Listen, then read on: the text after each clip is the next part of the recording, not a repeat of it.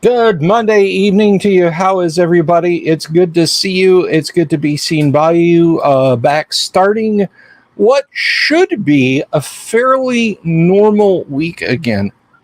Should be a fairly normal week again. I, of course, am your host, Bill Sylvie, aka the Dungeon Delver. And if you're new to the show, welcome. Thank you for tuning in. And if you like what you see, please remember, click that subscribe button, click the bell icon for notifications. That is a big, huge help. We always appreciate that around these parts. This is just a little thing that we like to do every night. Talk about classic role-playing games. Talk about fun stuff. Talk about things you guys like. Talk about things that I like. And I'm happy to be here. I'm very, very happy to be here. I want to say congratulations to one of my fellow classic Dungeons & Dragons YouTubers. That's right. The Dungeon Minister hit the high watermark. He hit 1K subs today. He was like 21 out. And you guys, the classic RPG community, rushed forward to fill that remaining little bit, so now his cup runneth over. So that's a very awesome thing. I'm extremely happy for him. Congratulations, Dungeon Minister. You are a swell guy, and you deserve it. Welcome to monetization, my friend. But anyway, as for us around these parts, just a quick mention, we're at 1279. I thought I would get to that I would get to 1300 before he made it to 1000, and I jokingly said, I hope I do. But hey, no, I am happy for him. And if I played a small part in that, then good. I hope I drove subs his way. I hope you guys subscribed to Dungeon Minister's channel. I expect nothing less from my family out here. You're very welcome, Dungeon Minister. You absolutely, positively deserve every accolade and everything you get. So what we're going to do tonight, first of all, we're going to have a little bit of mail call. I'm going to talk about some cool stuff that I got. Now, I normally, I'm not going to get into that yet. After mail call, by special request, Jack Photon has been nattering me in a good way, to talk about magic item creation in first edition AD&D, because it's a fascinating subject. And we're going to talk about that. We're going to look at the mechanics. We're going to look at the ins and outs of that. We're going to start looking at it tonight. I sincerely hope that we will have a guest joining us this Thursday. But tonight, we do have a guest joining us, my fellow QuestCon attendee, pioneer of role-playing games. One of, like, if you think of the Lewis and Clark expedition, and you think Lewis and Clark, Gary and Dave, this guy was there. Okay, this guy was there. Tracy Lesch will be on the show in about an hour, give or take. But we'll talk to Tracy about QuestCon and just chew the fat. He had a table there. I had a panel there. It went okay. I didn't choke. I think all 5 people that attended it enjoyed it. It was a little hard to tell, but hopefully people liked it. But I have some stuff to show, because it's Mail Call Monday, and some of it is not okay, it came through the mail, but it didn't come through the mail to me. It was handed to me after it was sent to the person who gave it to me generously. So I'm still calling it a mail call. And that's right, Tracy does have He wrote it a while ago, but it's now in print. You can get it in print. It's not just an e-ink version. I normally don't like just showing off shit that I bought, right? Like anyone can go out and spend money and have mail haul in their house. But this was too cool. And it was kind of a sweet way to end a stressful time. So those of you who maybe haven't been following the ongoings with the show, yes, my wife did have to go into hospital for a while, a shorter time than we thought. She is recovering very well. Thank you all for your well wishes, your prayers, your consideration. I thank every one of you for that. But while we were there, we were literally like, she was finishing up her lunch.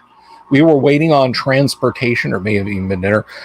We were waiting on our transportation to come up, and I was just casually browsing my phone, casually browsing Facebook, and I saw something in the RPG Sale and Trade Facebook, of which I am a member, and it was so inexpensive that I just had to do buyout on it. And I'm gonna show that to you guys. Let me see if this will come up.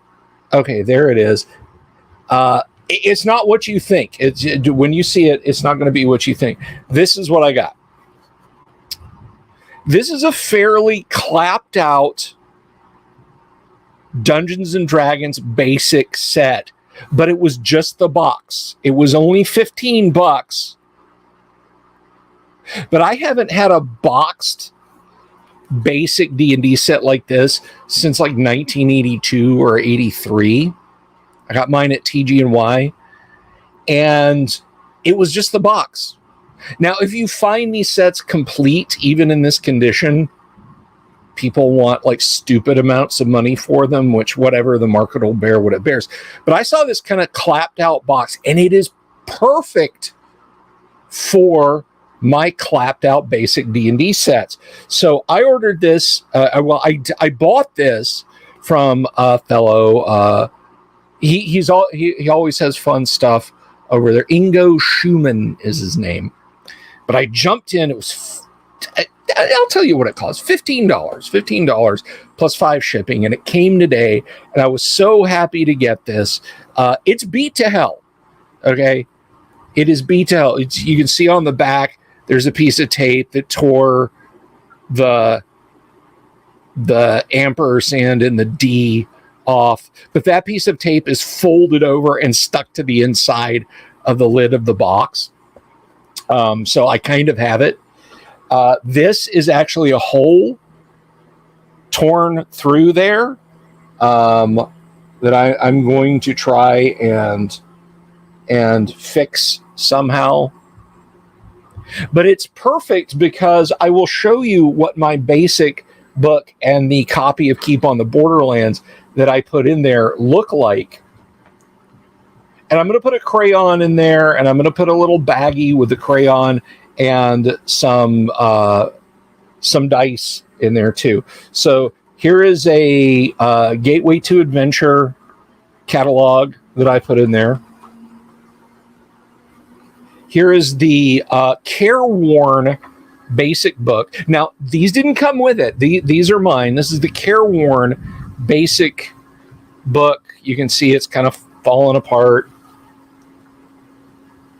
And this is totally something I would have done. This was like headed for the trash, but I took it off the hands of the person who owned it. This is just a thrashed copy of Keep on the Borderlands. I would have hole punched it myself for sure. But when I saw this box, I had to jump on it. And I'm, like I said, I'm going to put some crumbling dice and a crayon in a baggie and stick in there. So I was excited to get this, and it came today, and I just kind of geeked out, and I wanted to share it with you guys. But there is more. There is more. And this is much cooler than just I bought a cardboard box. Moldvay Basic was $80. Moldvay Basic was 1980.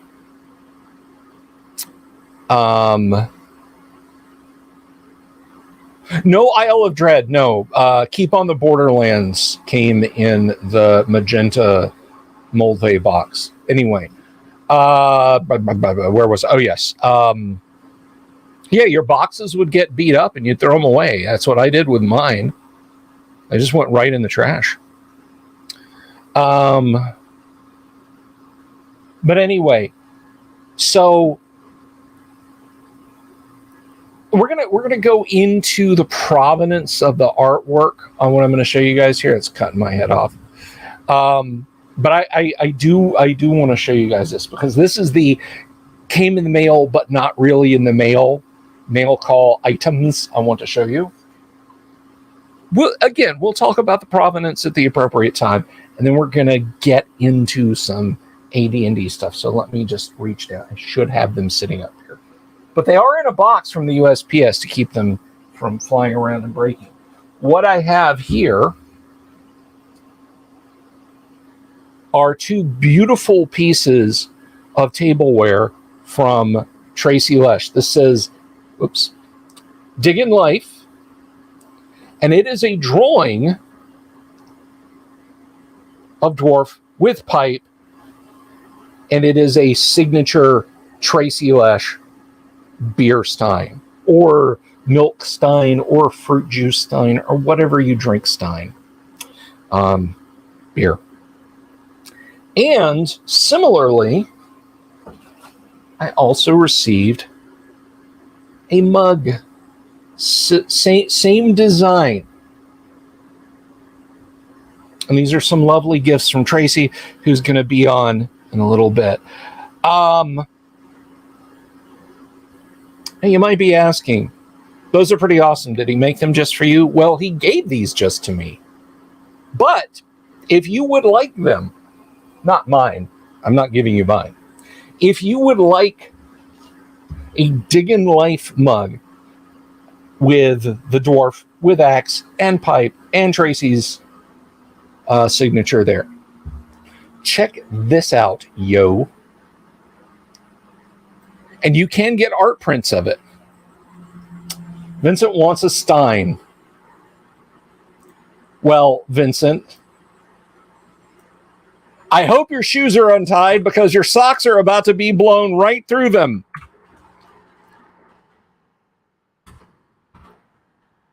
Because, come on. Because you can go there, Zazzle.com, store Tracy Lesch Designs, and you can get yourself a Diggin' Life coffee mug or a Diggin' Life stein. I'm not digging it out of the box again.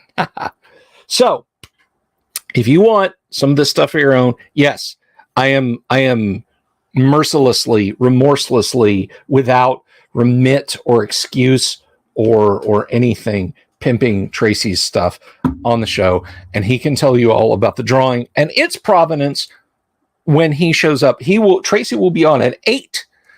So we're going to be doing a deep dive into AD&D. So yes, you can get some swag. Now, I got one other thing. This is not a mail call. I never do this. I never do what I'm about to do, but I feel like I have to, just because it's so cool. And that is, well, kind of teased you guys a little bit about it. You know what? No. We'll talk about it. We'll talk about it when Tracy's on. We'll talk about it when Tracy's on. So let me get, because I got another cool thing to show you guys. Let me get back over to Studio View there, and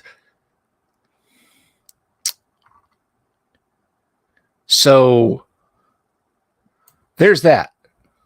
Now, Jack Photon had asked about this. It was a topic that seemed very near and dear to him, and I think it's a good thing to dive into. This is not all just like, navel gazing, philosophizing, moaning and groaning about the state of the world.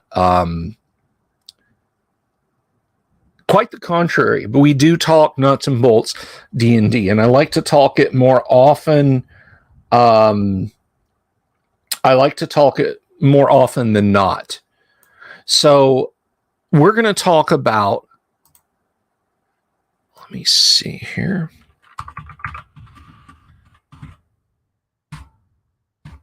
We are going to talk about how to make magic items in AD&D, the particulars of it, the specifics of it. It's a good drill down, and it's a good reminder that we talk about a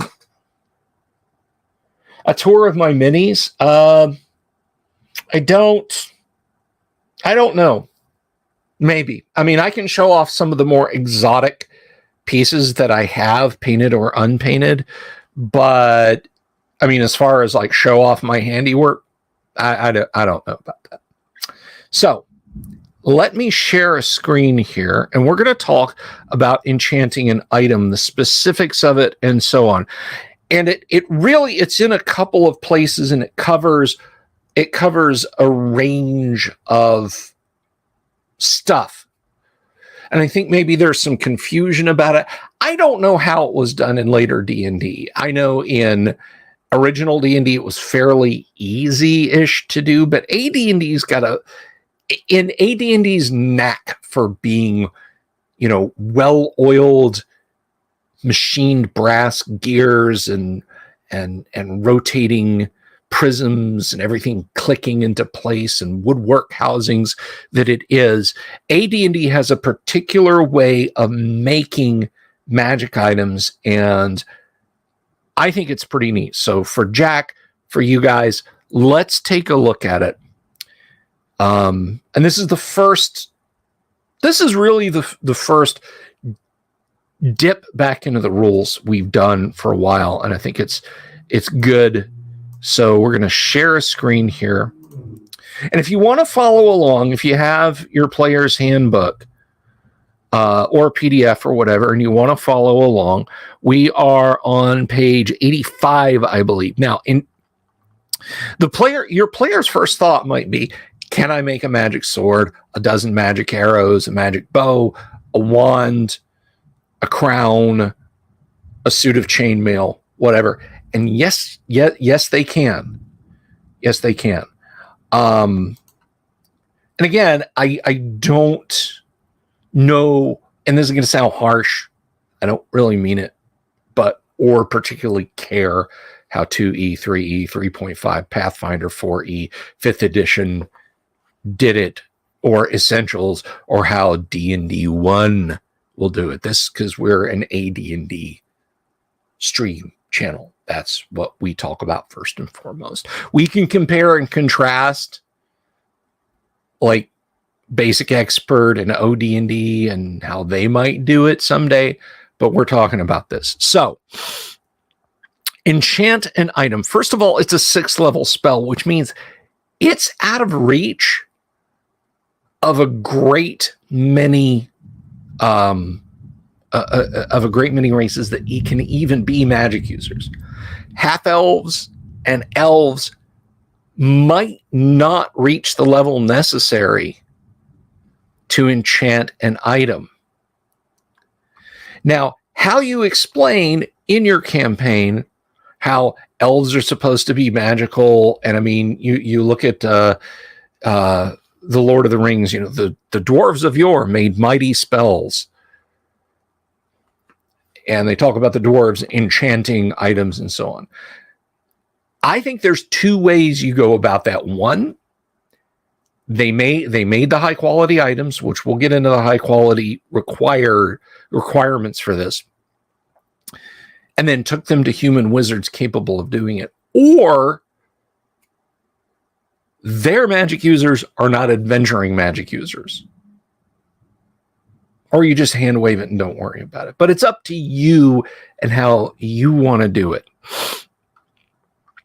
So let's talk about Enchanting an item. This is a spell which must be used by a magic user planning to create a magic item. The enchant an item spell prepares the object to accept the magic placed upon it or within it. The item to be magicked must meet the following test. Sound in an undamaged condition. The finest possible, considering its nature, crafted to the highest quality materials, yada, yada, yada. And its cost or value must reflect the second test. And in most cases, the item must have a raw material cost in excess of 100 gold pieces. So even if you're making a staff of striking, you would want it to, you would want a wooden staff that you paid at least 100 gold pieces for. Now, I have heard some people that I've gamed with, and I have been lucky enough to game with some people who are very smart. And then I have gamed with some people who are too smart by half, who would discuss at length about how they could break the economy of a fantasy world just by creating magic items. But I don't agree with that assessment at all. So here we have Kurt Vonnegut making an axe. Okay, so it has to be touched manually by the spellcaster. Constant touching, 16 hours plus 8 to 64. That's 8d8. And they can't work more than 8 hours a day. This is not just like, okay, I'll spend a day making a magic item and then we'll go in the dungeon. No. This is not an easy process. So you put down a minimum of 100 gold pieces, and now you're spending potentially up to a week.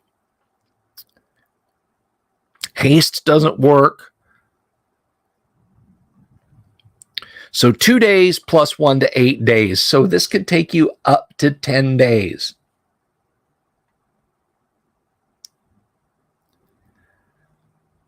So after you've gone through this, you are in the process of casting the spell. At the end of the spell, the caster will know the item is ready for the final test. He or she will then pronounce the final magical syllable, and if the item makes a saving throw, which is the same as that of the magic user, versus magic, the spell is completed. Any saving throw bonuses apply, but not up to but not exceeding +3. So you can't have the cleric rush in and cast Bless. You've got a Ring of Protection +4. Prayer. No. Not to exceed +3 versus spells. And then once it's done, you can place the desired Dwemer enchantment on the item, and the spell he or she plans to place must be cast within 24 hours, or the preparatory spell fades and you have to start again. Each spell subsequently cast on an object bearing enchanted item requires 4 hours plus 4 to 8 hours per spell level of the magic item being cast.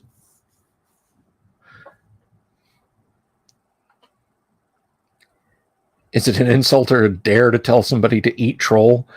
That's entirely up to the person. Unbreaded. Michael Connor, greetings. So,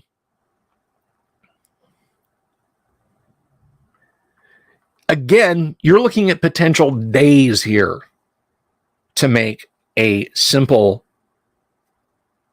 wand of fireballs.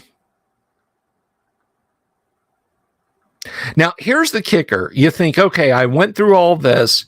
I'm a 13th level magic user. I got it. I made a wand of magic missiles. Yay me. No magic placed on or into an item is permanent unless a permanency spell is used as a finishing touch, and this runs a risk of draining a point of con from the magic user casting the spell. We're going to be looking over at the Dungeon Master's Guide about that.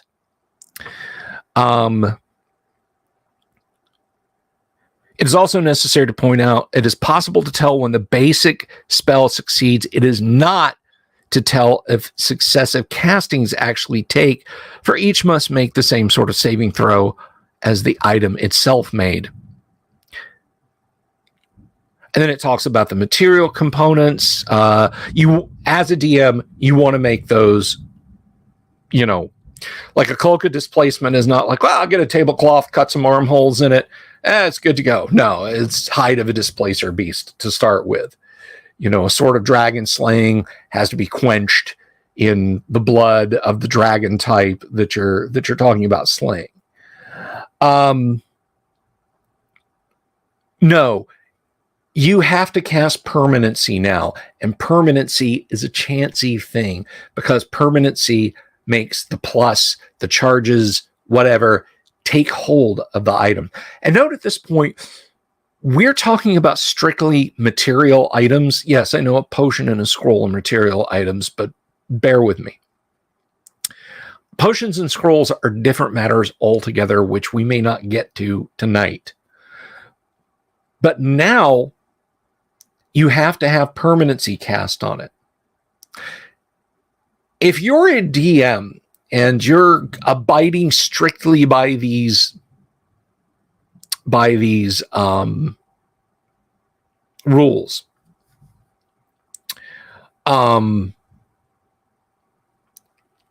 a different magic user cannot come in and cast permanency. That's still on you. So to look at permanency, permanency is a very high level spell.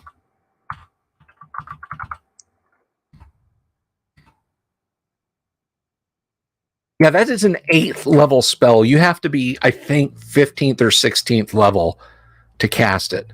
So no, you're not going to run around and ruin a D&D economy. I'll just make +1 daggers. Really? It's going to take you a week or more just to make a simple +1 dagger. And it might cost you a point of constitution. Well, I'll just find a high-level cleric to cast restoration. A 17th level cleric is required to cast restoration. James Seymour, we are looking at the 1st edition Advanced Dungeons & Dragons Player's Handbook. It is, watch, look, no, I did it. I turned around without knocking stuff off. Now, can I get one of these out without knocking stuff off? It is this book. Well, hang on a second. It is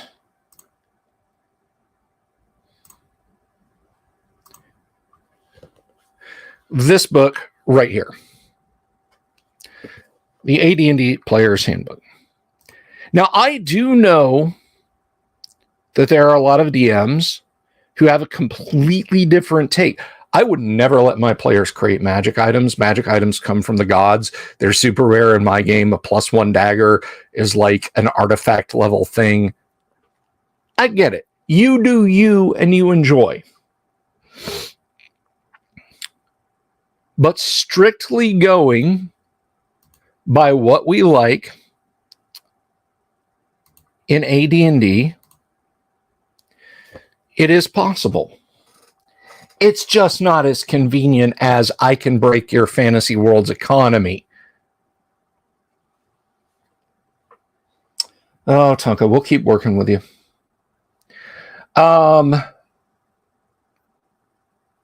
Michael Connor, that is a very breaded statement. That is a very breaded statement, brother. Okay, so you've got the basics. Permanencies required, enchanted items required, at least 100 gold pieces, plus the spells, and at least 2 weeks of time, minimum. But wait, there is more. And if time permits, because we're only like 30, Tracy's going to be here in a half an hour, I guess is what I'm saying. I'm not going to babble about AD&D magic item creation over Tracy, but we are going to talk about this as fully as we can. I think probably what's going to happen is we'll get into we will get into potion and scroll creation maybe tomorrow night before we play AD&D. Okay, so let's look at the Dungeon Master's Guide. What is the Dungeon Master told about this? The player, they've got their 5,000 gold piece sword that's been steeped in the blood of green dragons, the finest quality. But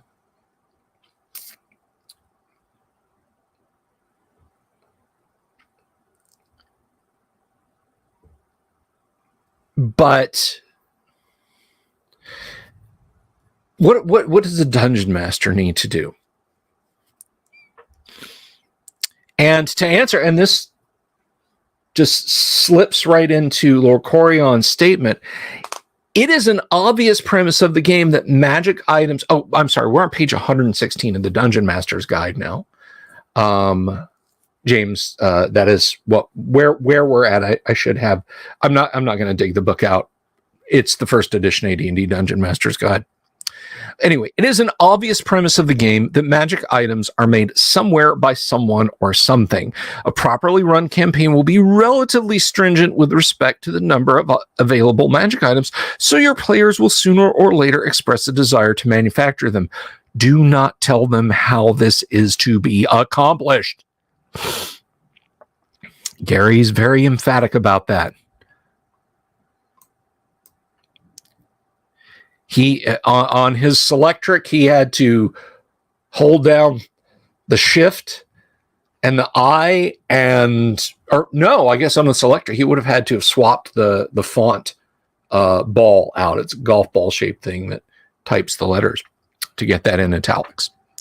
In order to find out, they must consult with a sage or a high-level character of the proper profession, the latter being detailed a bit hereafter. So right off the bat, Gary is saying, just because they read Enchanting Item and Permanency in the player's handbook does not mean that they automatically know how to do it.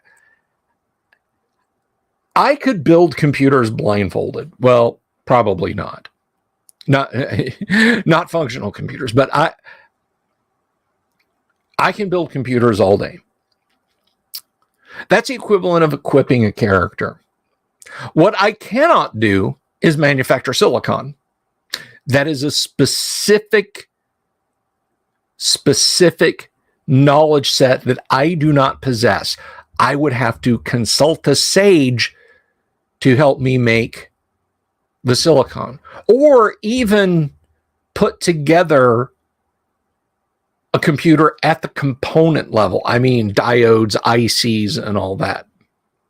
I know I talk about these guys a lot, but just as a quick aside, one of the guys I watch do auto repairs, from Iowa. I think he's in Michigan now. At any rate, he built a fuel flow control system for his car. He built the computer to do it. I don't mean he has a PC in his car. I don't mean he got a Raspberry Pi. I mean he went out and bought components and had a circuit board designed and put control chips on there and a central processor, and then wrote software. And this guy just repairs clapped out cars also. And he's just like not a nerd. He also 3D printed some stuff for his car, so maybe he is. I don't know. Anyway, the point is, it's specific knowledge. Magic items are made by high-level magic users, except those items are which are restricted to clerics, and special racial items in books, artifacts, and relics. Books, including tomes, librams, manuals, artifacts, and relics, are of ancient manufacture, possibly from superior human or demi-human technology, perhaps of divine origin. Thus, books, artifacts, and relics cannot be made by players and come only from the dungeon master. Dwarven and Elven manufactured items, the +3 Dwarven Warhammer, certain other magic axes and hammers, cloaks and boots of Elvenkind, magic arrows, magic bows, and in some cases, even magic daggers and swords are likewise beyond the ken of player characters of those races.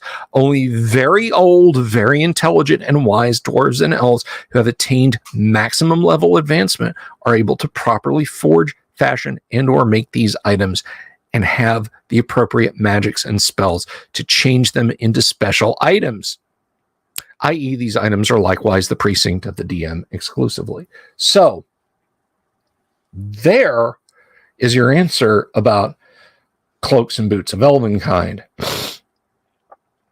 Or if your game goes that far, drow magic armor and weapons. But as noted, this still leaves an incredible range of magic items which player characters can aspire to manufacture. It's a sad fact that these aspirations must be unsatisfied until the player achieves a level of ability which is one greater than nominal highest level, High Priest, Druid, Wizard, Illusionist.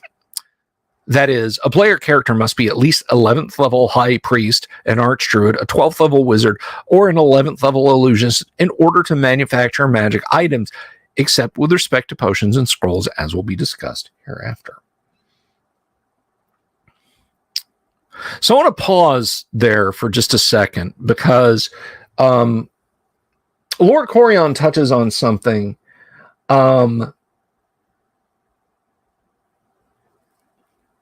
It is a post-Roman Empire fantasy. Now, I exclusively run World of Greyhawk as my setting. In my meta idea of Greyhawk, all these daggers +1, arrows +2, shields +2, so on and etc. that you find lying around in the world of Greyhawk, almost all of them that you find in treasure hoards and whatnot are not being cranked out by Mordenkainen and company, just being bored in the city of Greyhawk. There's no Greyhawk Co. turning out magic items on spec or through catalog orders. Those items that are disseminated throughout the world are from the Seul and Backlonish empires from before the twin cataclysms, the reign of colorless fire and the invoked devastation, basically the nuclear war that occurred in Greyhawk centuries before my campaign started. That's not to say characters can't aspire to them, but the Seul and the Backlonish, they were pretty much cranked. Every fighter gets a +1 dagger and a +1 sword and a +2 shield. Most of them were destroyed, lost forever, which is why when you find them, they go for, like, I think a suit of +5 plate mail is worth like 50,000 gold pieces or something like that, which if you look at what the average farmer earns in a kingdom that a character can establish, that's multiple lifetimes worth of gold. So James says,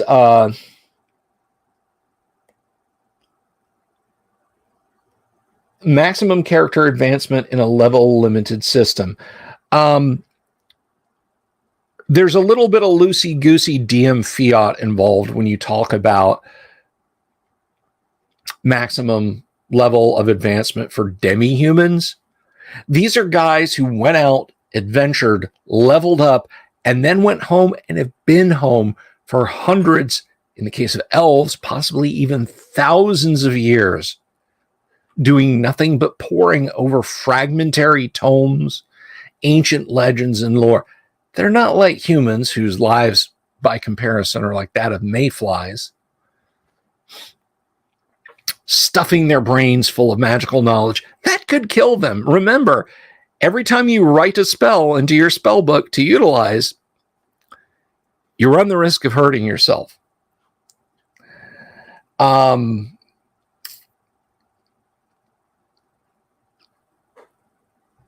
So, in the case of demi-humans, it is not so much that they continue to level now that they're home. It's just that if they want to create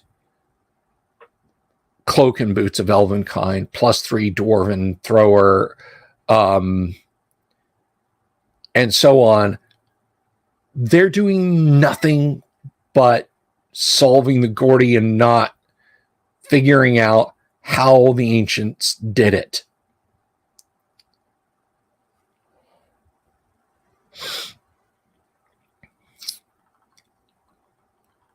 So a moment of let me see. That's spell research. That's not where we're at. We can talk about that one day.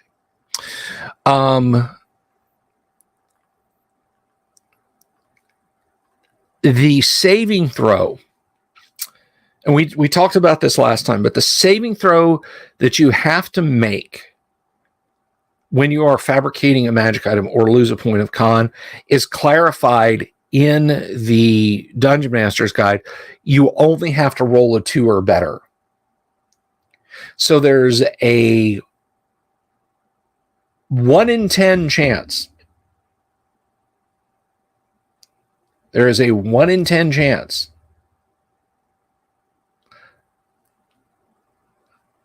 well, I guess no, a 2 or better would be a 1 in 20. There's a 1 in 20 chance, a 5% chance that you're going to lose a point of con. And if you lose it, again, restoration, very expensive, very rare. It's gone. I mean, last time I rolled a 2. I rolled a 3 there. I mean, your odds of rolling any given number on a D20 are the same regardless of face. So it is entirely possible for you to go through this whole process, create the +3 bastard sword for the fighter in the party, and it costs you a point of constitution. And there's next to nothing you can do about that.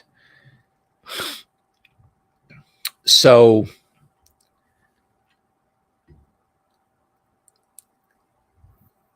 Dungeon Masters, I'm speaking directly to you. Don't let the creation of magic items be just so. You know, hey, I got a fancy sword made. Give it some pizzazz. I think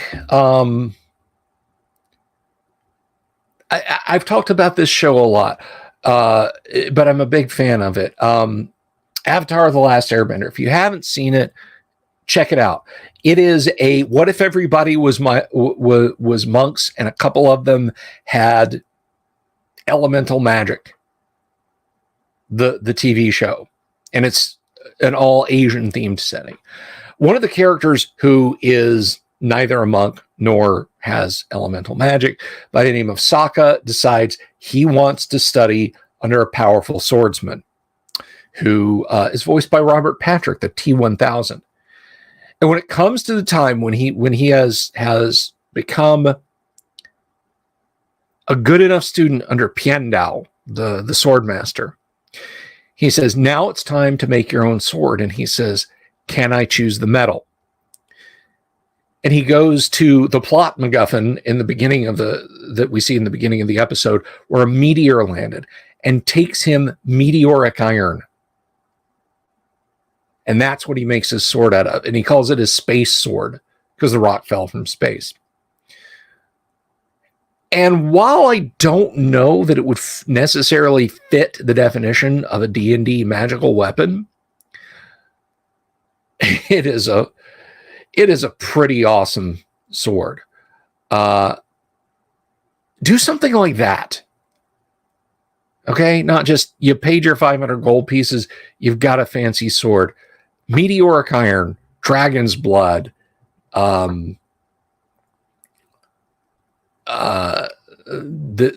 blessing of a dryad, the curse of a devil on it before you even begin to manufacture it. Something like that.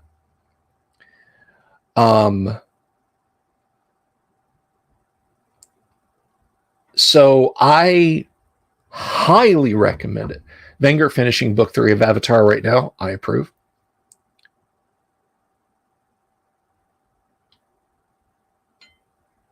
Make your magic sword out of aluminum. Easier to find a meteor than find that. There you go.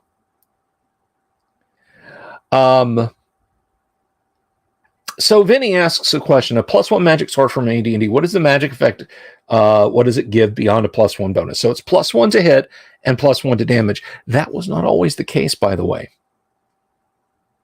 +1 swords in OD&D only +1 to hit, unless it says specifically that it's +1 to damage. So the common +1 sword, let's say you roll up a horde of magic items and there's a +1 sword. It is +1 to hit and +1 to damage. Also, in the player's handbook, under light sources, we note something interesting. Scroll all the way down here. We are on... Did I go past it? I did go past it. It's before these guys. Okay.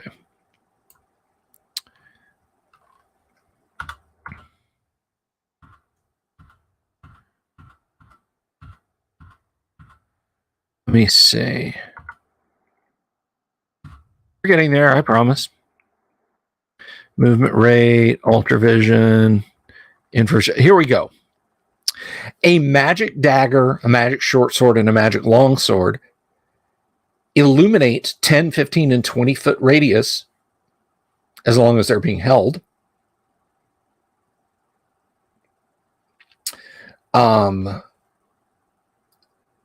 So you get the leather of a rust monster, sure. It can illuminate. I mean, Sting glowed when orcs were near, as did, I believe, Orcrist or Glamdring. No, Orcrist. Orcrist glowed when enemies were near. However, there is a 25% chance, not the magic items that players create. We're going back to they can't make this stuff. And I'm going to make a real world comparison in just a minute. Not real world, modern world, but not real.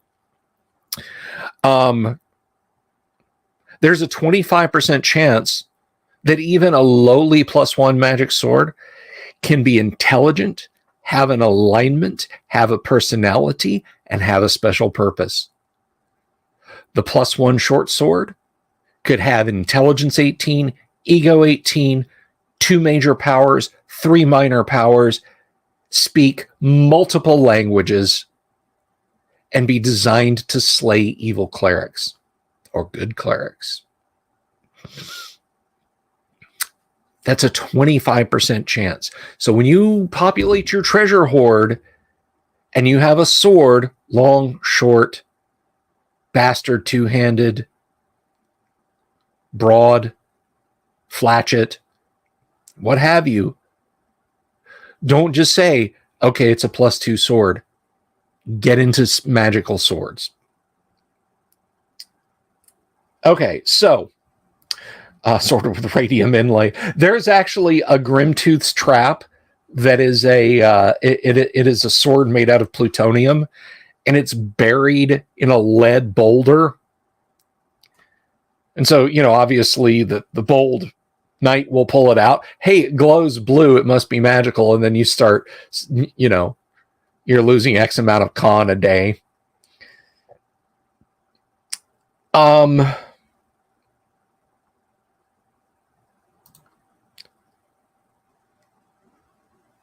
Does the intelligent give insight into a monster's weaknesses? No, but an intelligent, well, I guess it's ultimately up to the DM to play an intelligent sword. I mean, it might have been lying around for thousands of years and seen hundreds and hundreds of battles. So I think it's up to you. But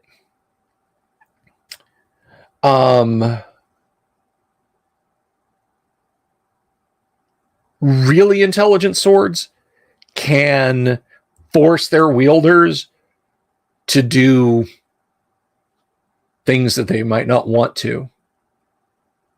Give them up. Like, you're unworthy. Leave me on the next treasure pile you find. Sell me to someone more worthy. Or, we're going to die. Leave. But my friends, leave.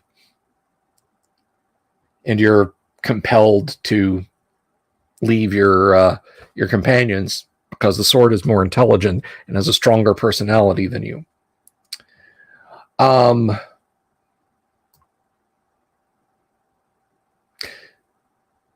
So I've talked about one of my other great loves in tabletop games. We're going to get to scrolls and potions next time, I think. So let's just go ahead. But one of my other great loves when it comes to role-playing games is Twilight 2000. And I've said this before, and I mean it, but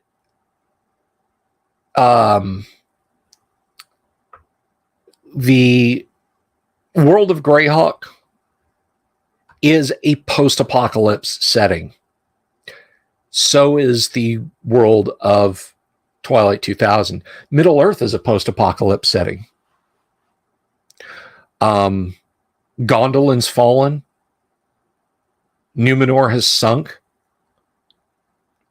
I mean, it is more than once certain magic items and swords and whatnot are mentioned as being like no one knows how to make those anymore. And like them, a great cataclysm has devastated the world in Twilight 2000. So you're running low on ammo. You come to a village, whether you're back stateside in the trackless wildernesses of Canada, which have scatterings of Soviet airborne troops through it, or Mexico, which has been invaded by Cuba, and which has in turn invaded the southwestern United States, Europe, wherever you are. You're running low on ammo. You find a village willing to trade with you. Well, they can make ammo. I mean, a bullet mold and finding some lead, any lead, easy peasy. Copper primers, a little bit more difficult, but doable. And they'll reload all your brass for you.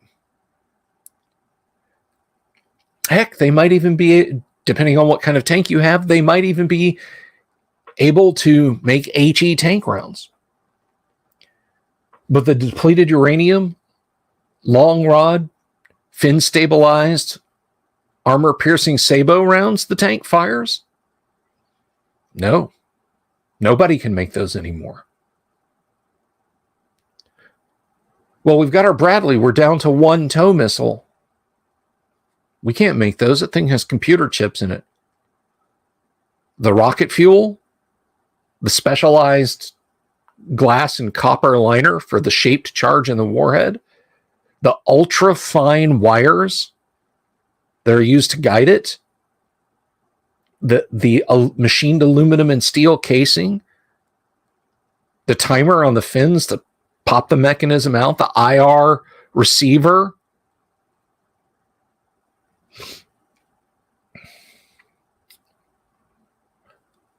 Nobody can make that stuff anymore. So those items are the magic items of a post-apocalypse setting. Every pull of the trigger with your missile launcher, unless it's just a dumb rocket launcher like a bazooka, is firing off a +3 arrow of dragon slaying. It's gone. Maybe it blows up that tank, but I hope it was worth it. because nobody's making any more. And that is the truth of any dark-ish fantasy setting like this. You don't just go down to the magical candy store next to the fantasy coffee shop where all the 5e players work and get a fistful of +3 arrows in the world of Greyhawk. The sheaf of +3 arrows you found in the Red Dragon Sword, those were made by Sewell blacksmiths, well, Fletchers, 800 years ago. How they end up here, nobody knows, but I've got them. So those are important things to keep in mind when we talk about magic items and magic item creation. It's not that it's impossible for you to make them, but there are some that are pretty much forever going to be off limits. So we'll look at some that are a little bit easier to traffic in, potions and scrolls specifically, next time when we talk about more creation of magic item. And Jack, I hope you've caught this episode, and this is fulfilling your wildest hopes.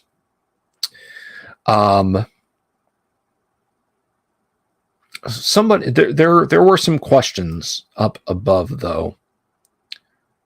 I think Tonka Todd had a question about, let's see, the rust monster. Sort out of aluminum.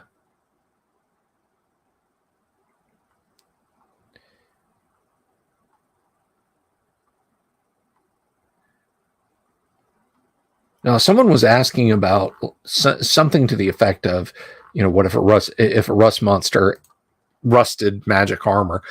No, it's destroyed. And no, I'm sorry. The rust monster eating the bits does not mean you get to kill the rust monster, cut it open, and take flakes of metallic shit to a magic user to have him make a new magic item out of your destroyed magic item. That's not how this works. That's not how any of this works. But what is how things work? What is how things work is how we thank the people who've contributed to the show.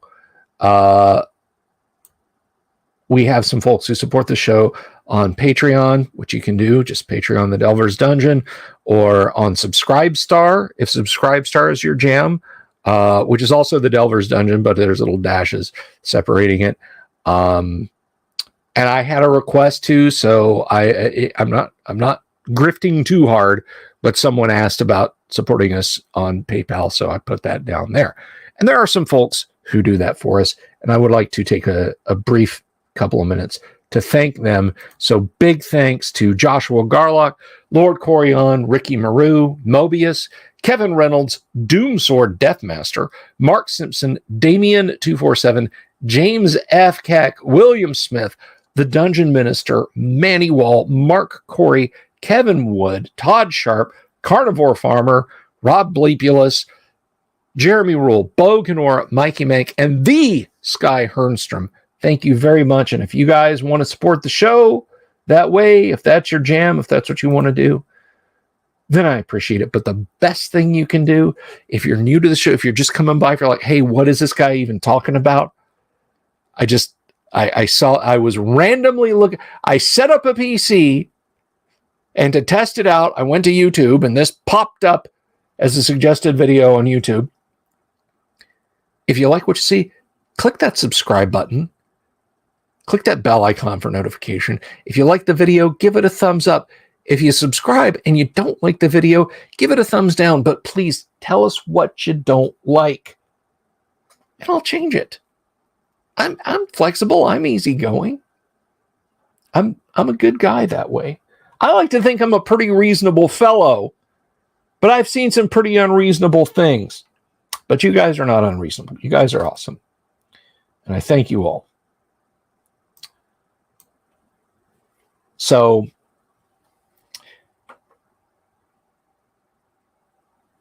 oh, could the hide of a rust monster be made into magic armor if the hide retained its rust ability?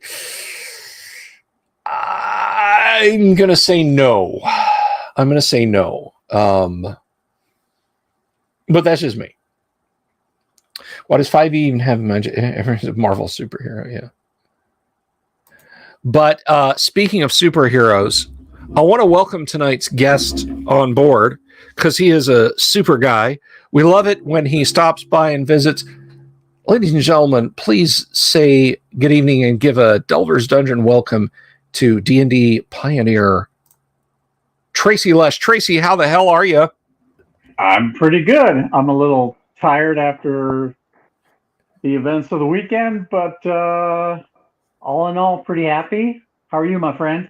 I'm doing all right, man. We did have a fun time at the convention, didn't we? It was great. It was great. People were wonderful, and I'm just sorry that I wasn't able to sneak in and get your talk. Sit in the audience for your talk. Don't even worry about it, man. Don't even worry about it. It was good. I managed to get through the whole thing without having a panic attack, which is even better. So yeah, I had a lot of fun, and you had a lot of foot traffic at your booth there. You were well positioned right by the door. Yep. Yeah, so just I requested. Right on. I could not resist. I could not help it. I showed off the mug. Oh, on the mug and the stein, and I did share everyone. If you missed that, by the way, let me see if I've still got that in the old paste buffer. So if you are interested in getting one of these awesome autographed steins, Diggin' Life. Well, this is a coffee mug. That's not a stein. I'll pick the stein up. I'll be a good guy about it this time. These excellent beer steins. You can go to Zazzle.com, store Tracy Lesch Designs, and thank you very much for both of these. I look forward to enjoying a frosty beverage from one of those bad boys. So, yes, it was an absolute joy to get to see you and Shelby this weekend. So,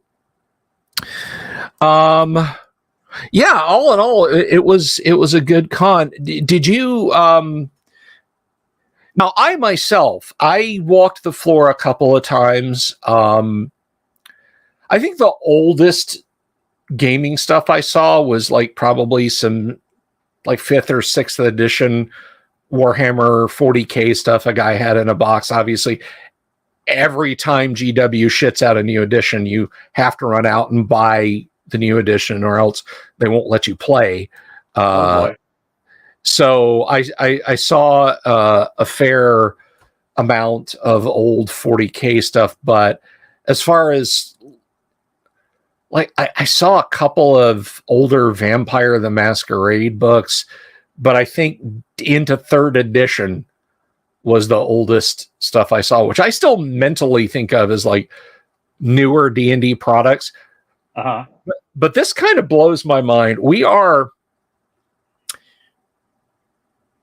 2 years away from 3rd edition being as old as AD&D was when they had their silver anniversary. So we're coming up on the gold anniversary. Is gold 50 years? Is that what? Silver. So 50. No, gold is 50. Wait, no, gold is 50 years. You're right. Okay. You're right. Yeah. Gold is 25. Yeah. So I remember because I've got on a shelf behind me here. I think it's hiding behind. Yeah, I've got the TSR silver anniversary box set, and I bought that in like 2001 because it had sat on the store shelf where I bought it for quite some time. Well, you're in luck, Kanek. I'm going to do this so because I have no background, so we'll just zoom us in. But No, I had I had picked that up and I was like, wow, it's only been 25 years. It feels like such a long time. And now I'm like, wait, it's been 50 years? Oh, Lord. Wild. But so I think this qualifies as a question. So I'm gonna just kind of just slide this across the ice to you. Kanek says, I'm always curious about the inspiration of fantasy images and how they come to be. And I'm going to relentlessly plug your mug and your Stein. Tell us a little bit about the provenance of that.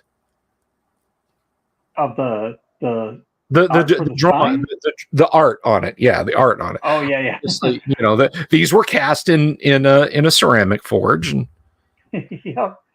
And the artwork came from a doodle that I did during our Monday night game, which is coming up later. That's right, 10 o'clock. And I was inspired by our friend Grindle. So I was like, you know what? I'm gonna doodle a dwarf while we're doing our thing here. And so then that piece seemed to gain some approval. So I decided I wanted to put it on some merchandise. And I thought of this theme, this digging life, because you go around and there's like a clothing line called Salt Life. Mm-hmm. For people, obviously, I assume that means you love the beach and you love Florida's, waterways and stuff like that. And I was like, well, what would the dwarf have? And I was like, well, they dig. So if you're a dwarf, you're living the digging life because you're digging, or if you're not a dwarf, you can be just digging life and be happy and laid back and enjoying our hobbies. So that was the whole idea behind the digging life line. And there's going to be more stuff coming for that. I'm going to do some shirts and stuff like that. So kind of keeping with that theme because people seem to like it. So I'm just going to go with it. Excellent. Well, I'm looking forward to that.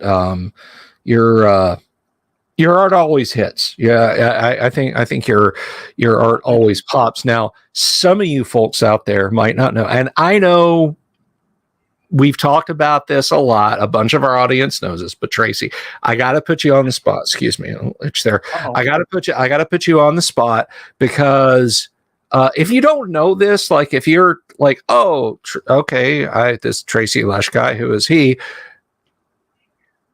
Have you played D&D? Have you got out there in the world and have you played Dungeons and Dragons? Audience, I know you have, Tracy. You heard of a little critter called the Mind Flayer? Whoops, wrong way. This guy. All right. I'm doing it wrong again. This guy over here is the creator of the Mind Flayer. Mind Flayer! Because it's the thought that counts. Yes. I like it. So Tracy, you created the Mind Flayer, not like you drew a Mind Flayer. No, that is your horrible squid-headed, brain-destroying, and then eating baby, is it not? Yes, sir. Yes, sir. And there was no visual template for it at the time, so that original that's all me. And Gary, when he saw what I came up with, he gave it the big thumbs up, and he said, "You have now set the look for this monster, along with the roper." That was the other one. I did those like at the same time, and he gave me like some sparse details, and I threw some things in there just to see how he would react, because I told him what my ideas were listening to him, and I was like, he was just starting to talk about the psionic ability and the mental things that entails, and so. Being a comic kid, I was like collecting comics. The first thing I thought of was like Professor X from the X-Men and what amazing mind abilities he had. And I was like, yeah, Professor X, if he turned into a villain, he could probably decimate a good portion of the Marvel universe, Yeah. So that was one inspiration, and then the other was, he said the Mind Flayer was going to be evil, um, and I started thinking about the psionics, and uh, I was inspired by Ming the Merciless from Flash Gordon. With the robes and the high collar, and I thought that would Right. be perfect for a creature like the Mind Flayer, and that's what I went with, and adorned the robe with some mystic symbology and stuff like that. And I guess apparently Gary was great with that, and how the Roper came out, and the rest is infamous history, I guess you would say. Nice. Nice. So yeah, so for anyone who had their brain eaten by a very nattily dressed, really pimped to the nines monster, you have Tracy to blame or thank for it. I just love the I fact get both. that you get both. I just love the fact that, like, when Stranger Things season 2 dropped and they started talking about the bad guy being a mind flayer, I was just like, I know who did that. I guess it would have been too cute by half for them to break out an AD&D book rather than Dave Sutherland's still quite good illustration of the Mind Flayer in the AD&D Monster Manual. So I think we got some questions coming your way. Oh boy. Oh boy, this is going to be a sticky one. We're probably just going to have to do the, this is the part where we throw our heads back and laugh moment. Ian says, "Hope Stranger Things paid you some money." That would be a no.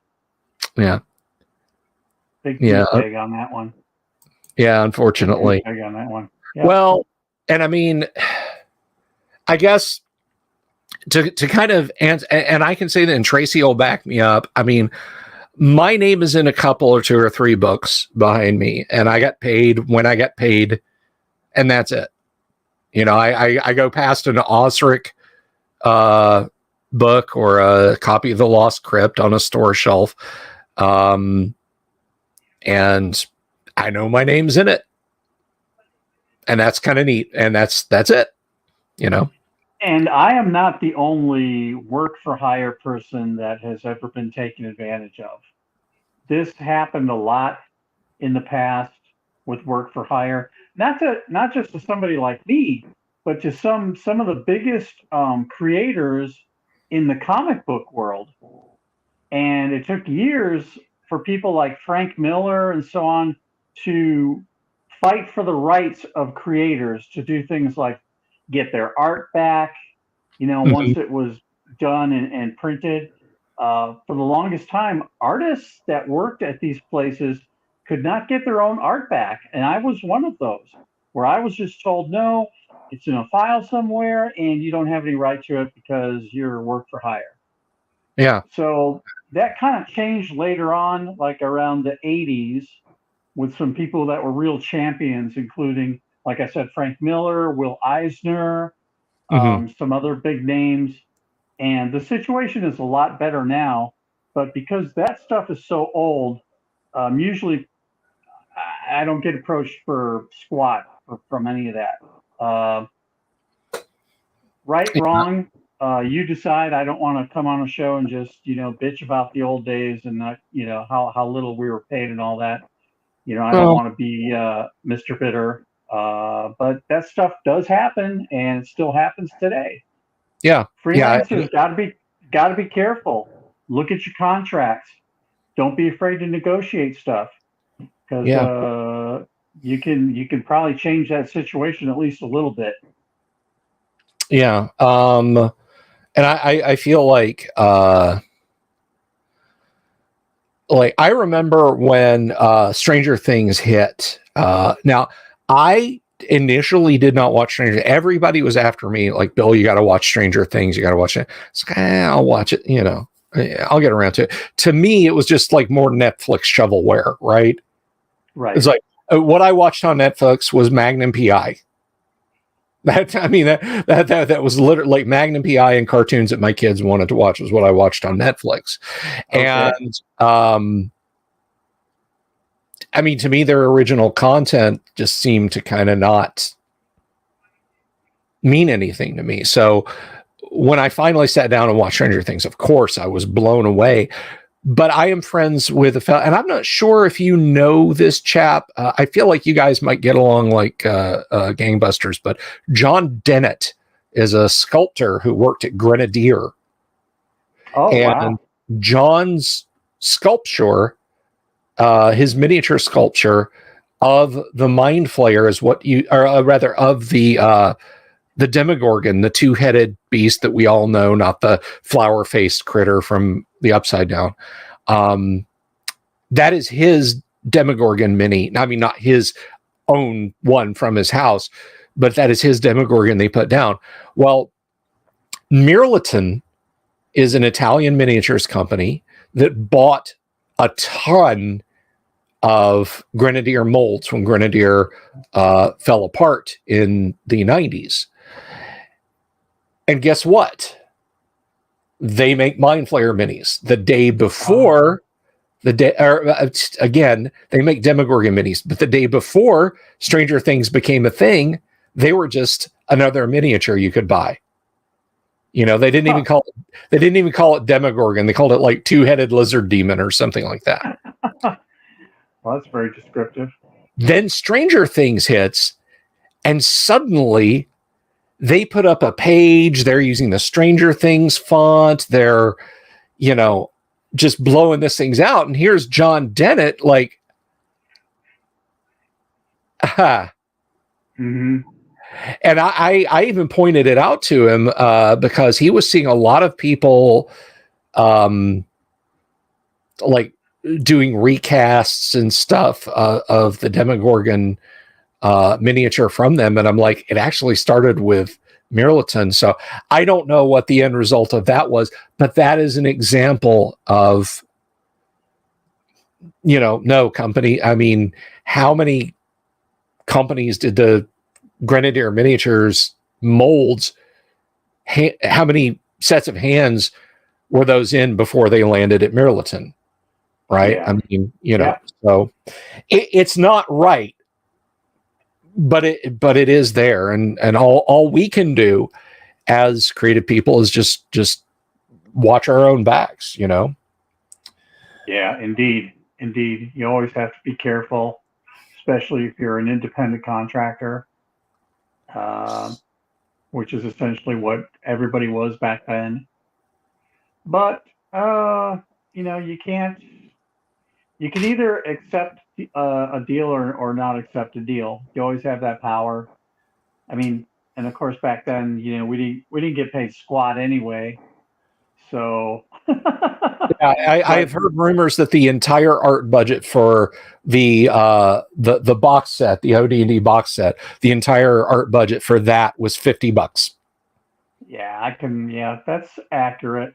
That's accurate. And there's probably 24 illustrations, maybe 18 illustrations in the entire set. Yeah. So you divide $50 by 18, and that's what they were paying Greg Bell. Did I get it right this time? Yes, you did. Oh, woohoo! Greg Bell and Keenan Powell and other folks were getting literal, like, here's $3. Thanks for your iconic artwork. And me being 15 or so at the time, I was like, well, part of it, I was looking at it like, this was really sort of my first professional job, doing this.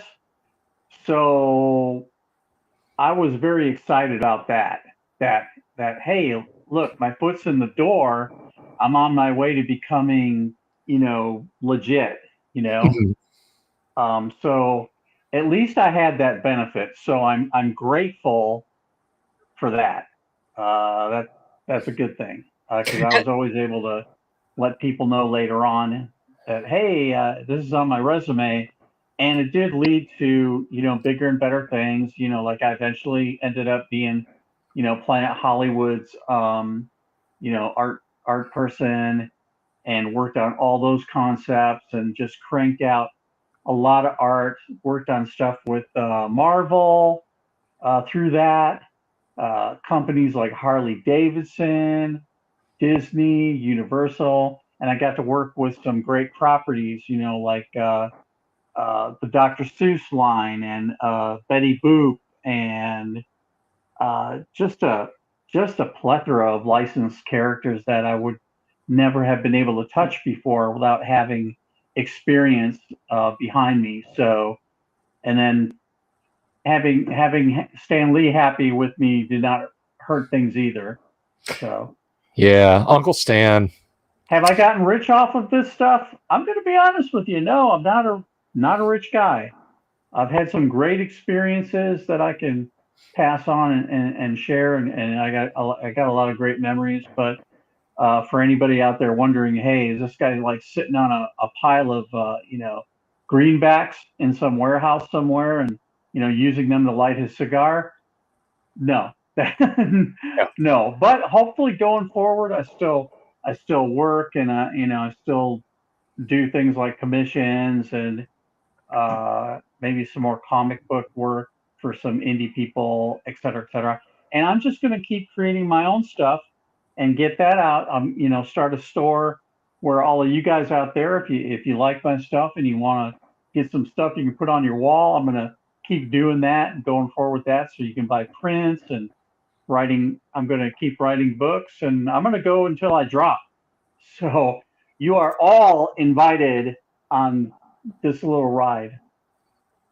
Excellent, man. Excellent. I'm going to answer I'm going to answer one question, and then I'm going to throw the next one over to you. So this is a complete propeller head D&D question.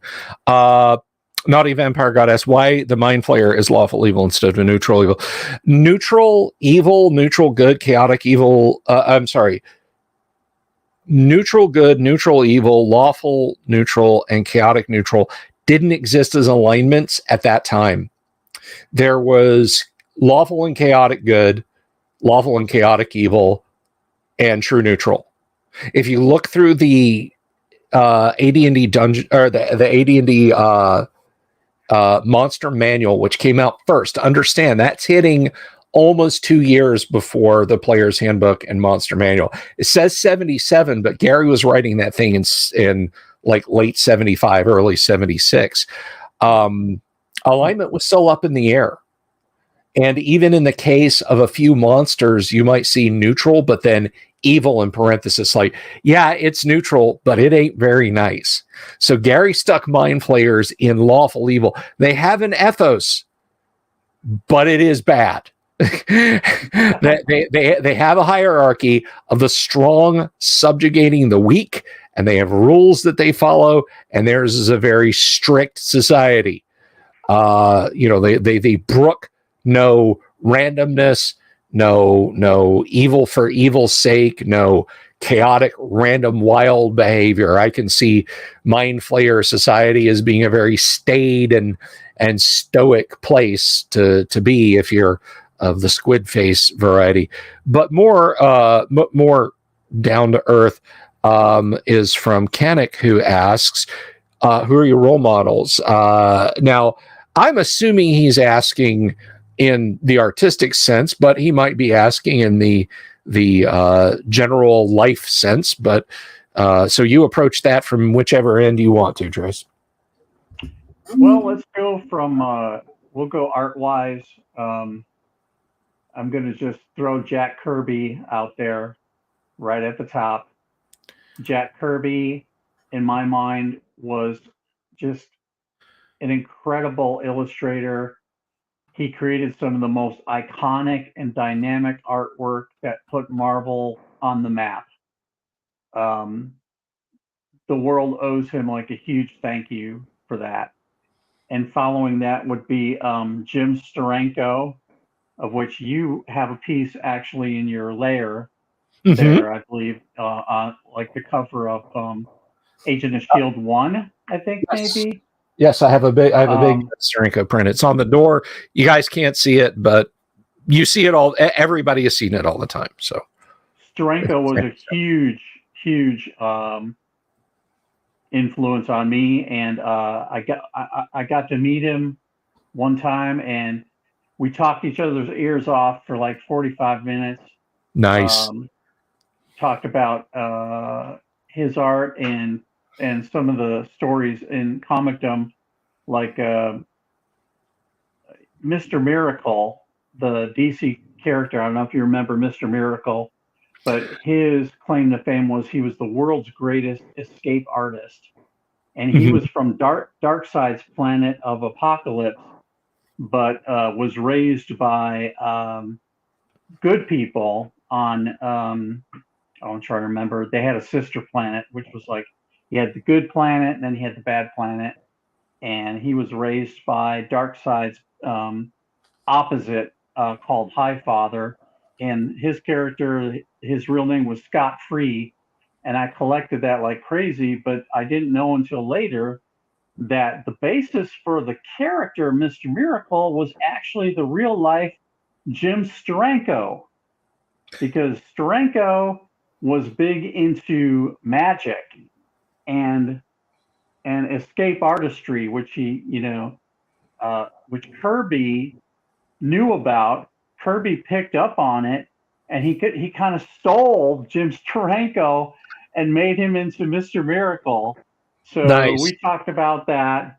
My other heroes, probably Neil Adams, who revolutionized Batman and like revitalized Batman before he could be canceled back in the late 60s, early 70s. And his style was like super inspiring and just opened the door for a whole new style of art in comics. Trying to think of my other role models. What? Your dad. Oh, my dad. Well, yeah, of course. My wife Shelby's over here like whispering at me. Uh-oh, here she comes. Hi, Shelby. Hi, Bill. I just wanted to say hi. Oh, okay. That's fine. Now back to our regularly scheduled program. We're big Shelby Lesch fans around here. My father was a commercial artist at one time. And so growing up with him, I was exposed to the art world, everything you can imagine. And he took me through and taught me painting and illustration. And he was really the guy over my shoulder most of the time. And there's an example in gaming of that, which would be the first edition Boot Hill. Mm-hmm. And not only did I do like a number of drawings for that book, I'm trying to remember how many there were, at least three or four. But then my father did one, and I showed it to the powers that be, and they were like, yeah, we're gonna include this in the book as well. And it was just a great scene of like the aftermath of a poker game gone bad in a saloon, and the rest of the stuff he would check me on, like, because I was trying to be historically correct. And my father was like an amateur historian.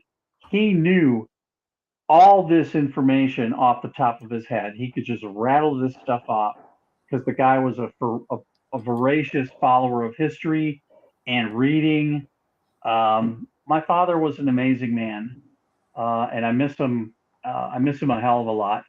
He was a huge inspiration to me, and love you, Dad. That's great, man. That is great. Let's see. Question. You're quite welcome, Naughty Vampire God, for the Mind Flayer, I think.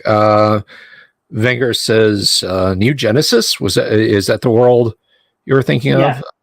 Yeah. Okay. New Genesis. Exactly. We have another question here. I know the answer to this one, but I will let you give it. This is from from Todd, and he says, what about your new book? What is it about? Is it standalone or part of a series? And I believe he's referring to Armor of God, the Paladin, right? Yeah. So, of course, as the title says, the book is about a paladin, and it's fiction, which is wrapped around actual historical events, namely the Crusades, because the character starts out as just a simple farm boy working in Nice, France, for his, with his mom and dad and his sister and another sibling, and one day through their little town, a monk comes riding and spends time in their town, and the main character is like very enamored with his intelligence and the things he has to say, and then he decides he wants to go off and join a monastery and become a holy man as well. And then through that, he encounters Pope Urban the second, who recruits him for the Crusades. Who kind of gets him all pumped up and says, "Yeah, you're the kind of guy that we need, and you need to do this." So the main character, Jean Baptiste, he goes off and fights the Crusades, and through that experience, just becomes very disillusioned. He deserts, but when he gets home, he returns to a home that's been ravaged, and his family has been murdered, and so he goes on a quest of vengeance. He wants to find the killers and destroy them. And so the whole theme throughout the book becomes, what is justice and what is vengeance? And Jean Baptiste cries out uh, for help, and he's answered with the ability to manifest a physical armor of God, uh, a sword, a shield, a breastplate, uh, a belt, shoes, you know, and each component of this armor has like amazing qualities that he uses in his quest. So now he's part of a quest to erase the evil forces that enter our world, like demons and so on and so forth. And that's his job, to like go throughout the world and eliminate those using the armor. Now, as long as he is strong in his faith, the armor serves him very well. But if he falters, the armor falters. So there are times where he can be in some real danger. Uh, and the quest, as long as he is on the quest, the other part is that he becomes immortal, but that can change as well. And when you read the book, you learn about what that caveat is. Um, so it's like a high epic fantasy. It's a big chunky book. It's like over 400 pages. But it's got everything in it. You want fights between a paladin and monsters. It's in there. There's some romance elements to it, uh, and there's the people and the characters that he meets along the way on his quest, and some secrets are revealed about his family and his connections, and what are some things lurking in the background that he's not aware of, and those things come to light, and they have impact on the story as well. So I know I'm going on and on here, and it's like usually you want your elevator pitch to be short, but it's all the things that are coming to mind about the book. So No. That's absolutely fine. I've been told it's a page turner, and I've had a number of people that have read it saying that they could, you know, they told me that they could not put it down. They're like, I had to see what was going to happen next. And I I told had you one putting person. resin on the covers would help. What's that? I said I told you putting resin on the covers would help. They couldn't put it down. It does help. But yeah, somebody wrote me, and it was kind of funny. They're like, I just read your book and I loved it, but I'm very angry with you because you got me in trouble at my job. And I'm like, okay. And they're like, yeah, I was so engrossed in reading that I was like late for work and I got yelled at. I did get yelled at for reading on the job one day, but yeah. So that's what the book's about. I know that's not a nutshell, but I think it's a good read. Other people have told me it's a good read. So, and there's going to be, to answer the rest of the question, it's not a standalone. It's part of the series. There's going to be at least 3 of them. And the second one is in process. get to writing. Yes. Then show up on the screen. Get to writing. we want that trilogy done. So Lord Corion asks, and I think this is kind of a good follow on. And I know you're a big history buff, but what is your favorite period of history? Would it be the Crusades era? Yeah, that's it exactly. That medieval period from around the 1200s onward. But yeah, and the when I was writing Armor of God and writing about this period, I consulted like the 3 biggest experts from that, and they're my research that I had from them was top notch, and like 2 of them were like considered the top experts on the Crusades and life in the Middle Ages. So all that work was done for me already. All I had to do was read it, absorb it, work it into my story. And I did that in many cases because it just lends more touchstones of realism for the reader. So they can see this is something that's actually happening. It's not just total fantasy, you know what I mean? It's like it's the real juxtaposed with the mystic and fantastical elements and woven together into a good story. But yeah, to answer your question, that would be my favorite period. I just love all the stuff about it and the way people lived back then. Excellent. And to just bring this up, I just linked in the chat, everyone. You can get this at Amazon. It is available as Kindle or paperback. I need to pick up a paperback copy from you, and I will not accept one as a gift. I will pay you for it. But it is a chunky book. It is a chunky book. It's a nice hefty paperback. But you if can Kindle, hurt somebody with it, you can, and that's a pro, I think, for any book. If I can belt someone with my AD&D books, and I think that's a positive thing. You're going to do at least a hit point or 2. Yes, that's the hope anyway. Let's see.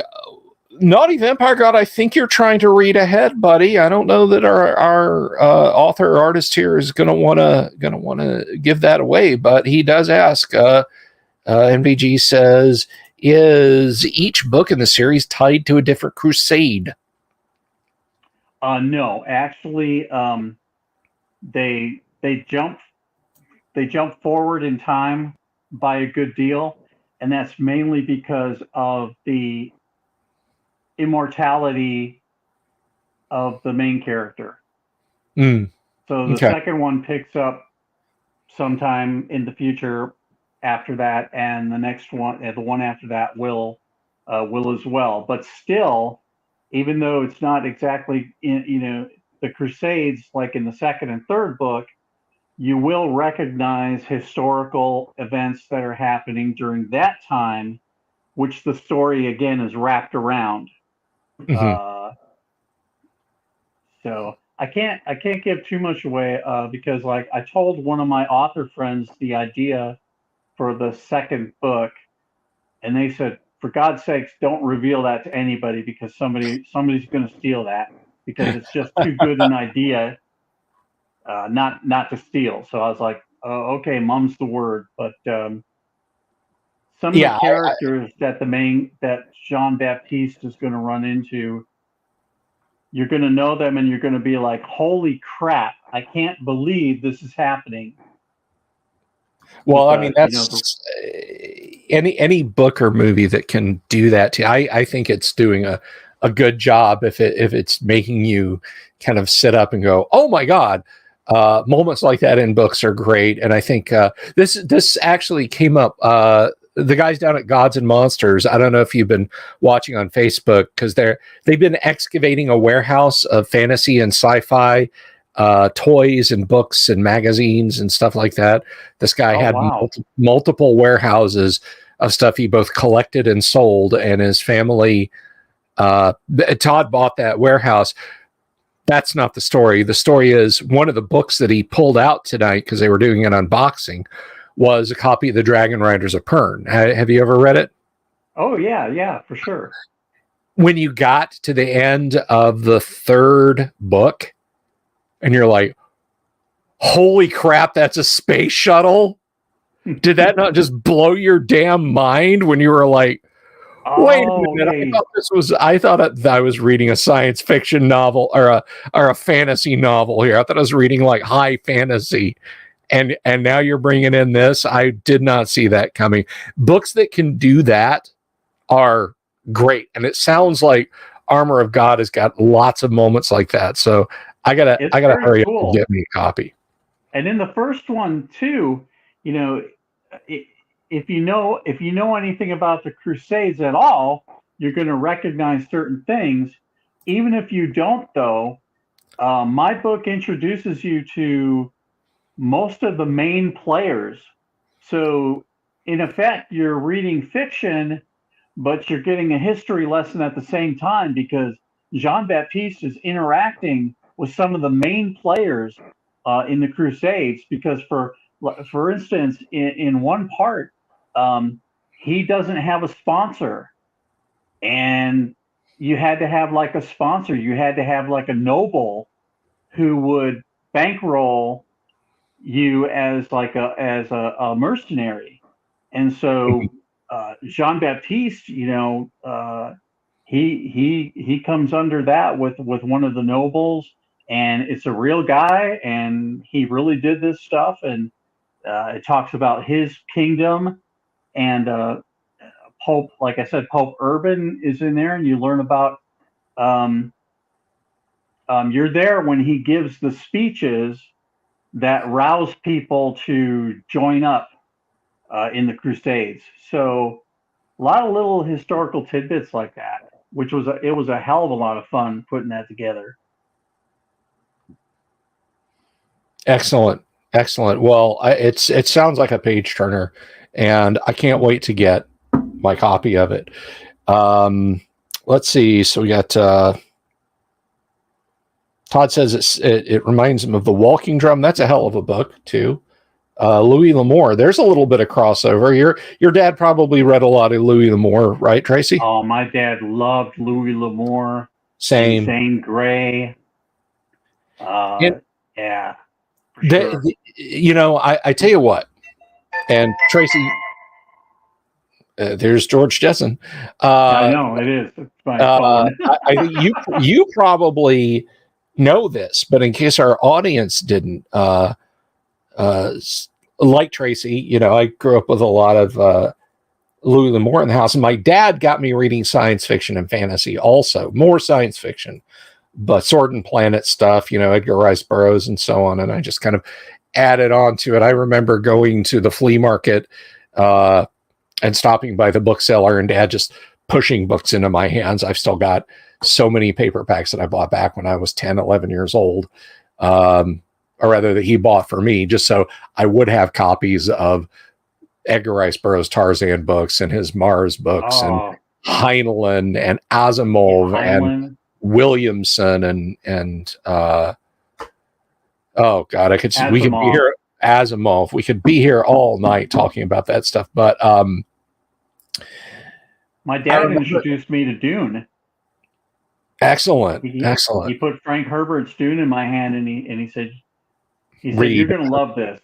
You got to read this. You're going to love this." And I was like, "This is awesome. This is sci-fi. Yes, this is amazing." But when I was strictly sci-fi and fantasy, Dad would often say, the stories are the same. The technology and setting might be a little bit different, but you can get the same thrill out of Zane Grey or the Max Brand books or whatever. And I tried a couple of times to get into Louis L'Amour initially, but it didn't stick with me. But when oh my gosh, I've gone completely blank. But he wrote Louis L'Amour wrote a Cold War thriller. Oh wow! It was about a reconnaissance pilot shot down over quote unquote international territory in the North Pole, and he gets picked up by the Soviets. But he actually he's like a first generation. Well, I shouldn't say that. He is, but he's a full-blooded American native, and he immediately, like, once he breaks out of Gulag, all of that knowledge that he grew up being taught, all those survival skills, click on, and the Soviets have no way of tracking the guy down. So it is a mix of trail adventure, wilderness adventure, but Cold War thriller. I mean, that's Louis L'Amour. That's Louis L'Amour. And then there's The Walking Drum, which is an historical adventure novel. He wrote 2 detective novels, Hills of Homicide, and another one that I forget. Solomon Island Stories is a collection of World War II fiction. Well, he served in World War II as a tank destroyer crewman. And then he Louis L'Amour just straight up wrote a sci-fi horror book. Haunted Mesa. It's just like, oh yeah, you thought you were going to read about like 6 guns and protecting the fort against Indians. No. This is get your Lovecraft on, which I just like didn't expect at all. So I love it that you and I both grew up reading Louis L'Amour, and yet Louis L'Amour gave us stuff like the book that I described, whose name I can now not remember, and Hills of Homicide and Solomon Island Stories and so on. So not only did my dad introduce me to that, but also series like The Destroyer, which I fell in love with, and The Executioner, Mac Bolan. Yes, Dad with that. Dad loved him some Destroyer and some Executioner. That, what, The Executioner, there's another case of an artist not getting paid. He went to Marvel Comics and pitched The Executioner as a Marvel comic. And they said, sorry, that doesn't really fit. Well, literally a month later, the Punisher pops up in the Spider-Man, not even in the mainline comic. They kind of snuck it out, but someone saw it and was like, hey, wait a minute. I think this, and he followed it for the following weeks, like the Spider-Man comic strip, and was like, that's friggin' Mac Bolan, you jerks. Yeah, it's Mac Bolan from the origin story through everything. Everything. Family murdered by the mob. Goes on a one-man war against the mob. Just everything. Every aspect of the Punisher early on was lifted straight out of Don Pendleton's Mac Bolan stories. Yeah. Of course, he actually retired from writing those, and they just basically, if you could string 3 words together and knew your gun porn, you could send a manuscript to Eagle or whoever, Pinnacle Press, and they'd they'd publish a Mac Bolan novel under your name. Oh yeah, they had ghostwriters up the yang because you know, then they did their little branch offs from Mac Bolan's world, the spin-offs like Able Team, Team, yep. and stuff like that, and I And in think a they real made twist a of load the of cash. in a real twist of the tale, just as Able Team novels were getting popular, old Mr. Donald P. Belsario over there at NBC dropped the A Team. Oh, what a surprise! Yeah, how's that feel, guys? How's that feel? Nobody Anyway. copies anybody. Yeah, no, there is no original art. Todd asks, "What is your favorite book?" My favorite book. Oh man, that's not fair. My favorite book. Can I mention a series? Would that be fair? I don't. You do you. I mean, I'm going to say the Doc Savage books. Okay. If you've never read, I love Doc Savage and The Shadow by Maxwell Grant. But I'll read. I love the Doc Savage series. Believe it or not, I haven't like finished the entire series, but I'm working on it because there's over like 200-300 Doc Savage books. Again, a lot of them are ghosted, but you know they're very good at keeping it. Oh, how would you say? Not continuity, but it's very hard to tell which are ghosted and which are actually like Kenneth Robeson's. But I love those, and of course Dune. I would mention Dune is like one of my favorite sci-fi of all time, along with Douglas Adams' Hitchhiker's Guide to the Galaxy series, um, Isaac Asimov's Foundation trilogy. mm-hmm. If you're a sci-fi reader and you haven't read Foundation, what's wrong with you? That's like that's like the base that you really gotta start with or incorporate that into your sci-fi reading. But that's just some. So I guess instead of giving you one, I've given you like 5 or 6. But well, that's you know, what's your favorite book is like, you know, if you have who's your favorite kid? Yeah, you know, I have a family of 10,000 children. Ask me which one is my favorite. You know, and if I say, I mean, I can say Tolkien too, but like everyone's going to say Tolkien.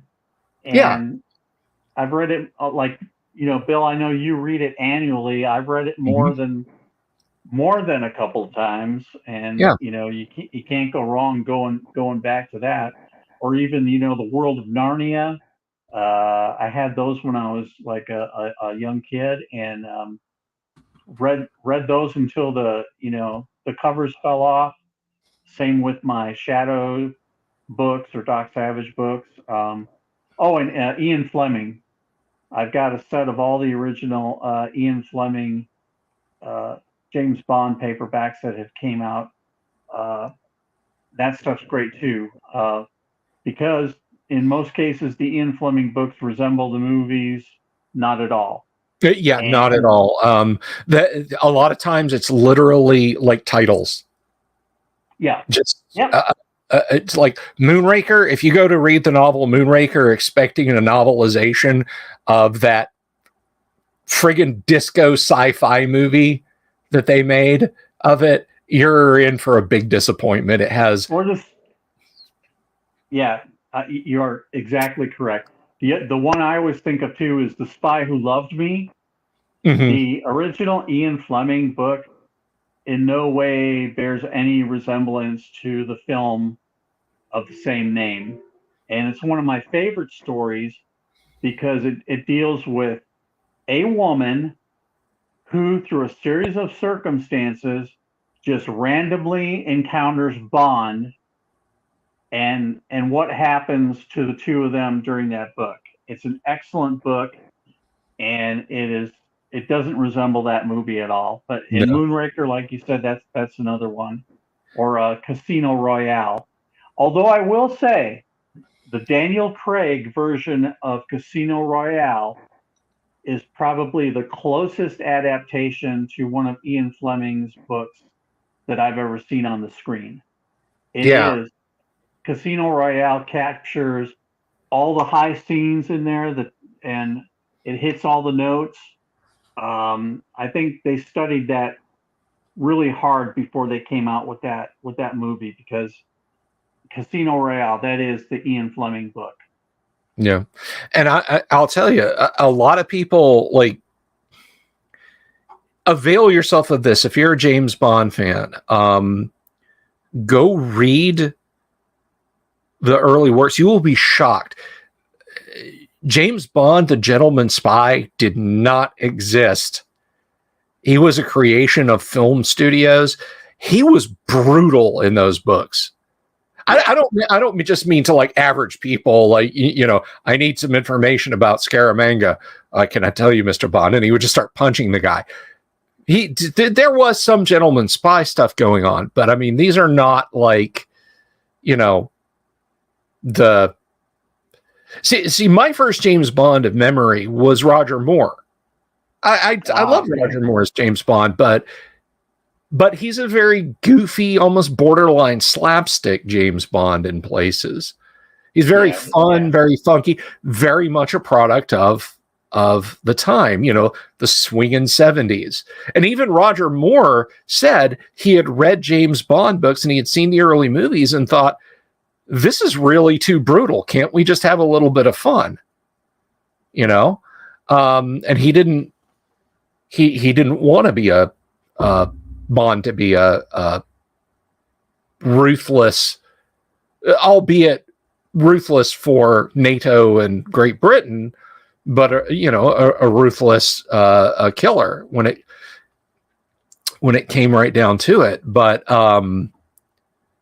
and that's kind of the way he projected the role. But no, your early James Bond books are very much and they are, I'll warn you in advance, kids, they are probably not by today's standards, but definitely by the standards of the time. They're kind of porny. A little bit. Little bit.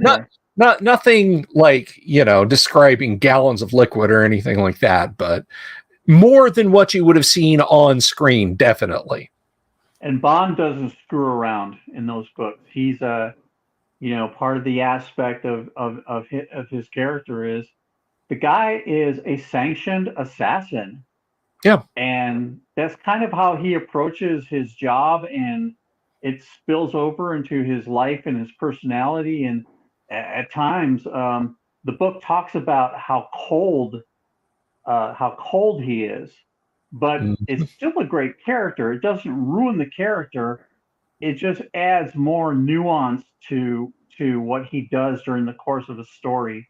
And I love it. I love Ian Fleming. I think Roger Moore, talking about Roger Moore, I think he brought the same aesthetic that he did when he was doing The Saint, which I love him in The Saint. And The Saint is a great series. But I suppose if you were to go read the books, it's probably the same situation. You probably find that the Saint books are not like the TV show. I've never read any of those, but I did enjoy watching the television program with Roger Moore. And then he just kind of seemed to bring the same thing to his acting as Bond. Yeah. Kind of a little the smart ass and the wink and the nod and the flirting with the chicks and that whole the 60s sexiness sort of feel. But I mean, there were times aplenty when I felt like Moore's Bond got down and got serious and was like not screwing around. I think the best one was For Your Eyes Only. Yes, that is. He played it serious for the most part. And there was some of that assassin in him. Yes. Although it does have kind of a silly ending. It's not even necessarily a silly ending, but when the Russian guy reaches out for the computer and he holds it out like he's going to hand it to him and he throws it off the cliff. It's a dumb line there. Now you don't have it and we don't have it. Jim, it is literally like, I promise you the Royal Navy had replicated one the minute that ship went down because it's designed to communicate with nuclear submarines. Yes, they do have it. The Royal Navy had one back in service the minute that ship went off the radar, and they changed all the codes. The Russians wanted it for the tech. What you should have said was, there, you don't have it. Bye. But anyway, that line just always bothered me, even as a kid. Like, well, wait a minute. Wouldn't the British have just made another one? But it's a good one. Lord Corion says, my first James Bond was Goldfinger, the best one. Hard to argue. Hard to argue. I have a go ahead. I'm a little partial to You Only Live Twice. That's a good one. And believe it or not, on Her Majesty's Secret Service, I know a lot of people like slam it for George Lazenby, but if you read the book and you watched Lazenby's film, actually on Her Majesty's Secret Service, I think is one of the superior Bond films. I really do. It is an unjustly underrated one, and Lazenby got a lot of flack for his attitude when the camera was off towards the producers and so on. But that doesn't weigh into a movie either way. I don't think about how Harrison Ford is. I enjoy watching him as Indiana Jones and as Han Solo or Jack Ryan or just whatever. But I agree with you. I think, and such a downbeat ending for a Bond film. Such a downbeat ending for. I mean, that was bold. That was really, really, really bold of the film studio to end it that way. Because I mean, every Bond movie has an ironic kind of ending to it. I mean, my favorite Bond movie ending actually is, and again, it's in a Roger Moore James Bond, but it's the ending of my favorite Roger Moore James Bond and my favorite James Bond film, hands down. I'm not saying it's the best. I'm saying it's my favorite. Guess. Take a guess. I'm going to guess Live and Let Die. You are correct, because it has the best Bond girl as far as looks. Jane Seymour is the most beautiful Bond girl. Gorgeous. And I love the ending of it because... I'm going blank. Somebody's going to have to look this up. The actor who played Yaphet Kotto, Mr. Big / Katanga, his second, and he's a famous guy. He did the 7-Up commercials. We all knew the 7-Up commercials in the 70s. Jeffrey somebody. Yeah. But he played Katanga's second, and he was also a performer at the Jamaican tourist villa where he would play Baron Samedi in stage voodoo productions. But I know where you're going.